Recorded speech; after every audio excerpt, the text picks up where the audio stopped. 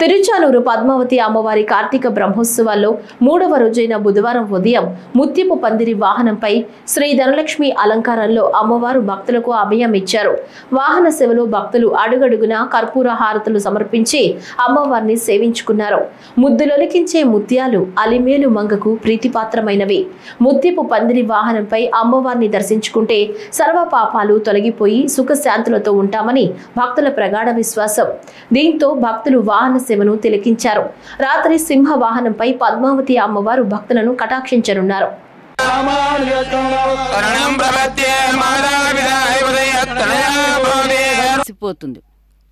ఆ చల్లదనం, ఆ స్వచ్ఛత ఎంతో ఆహ్లాదాన్ని కలిగిస్తాయి మనకి.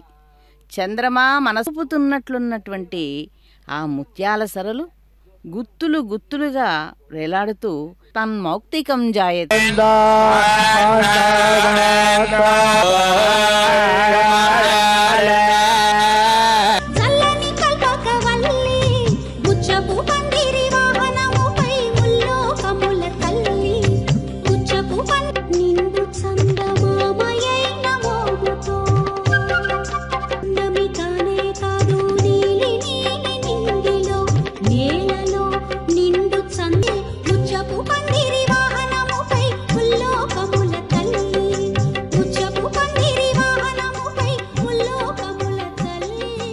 कृतं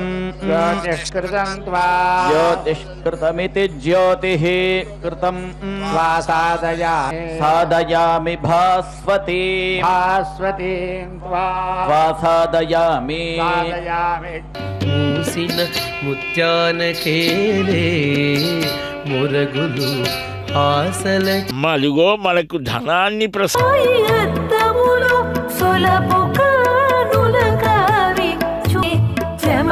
ముత్యాలు చూచి చెలినోవెను కవిరులు తాచూచి కొంకెను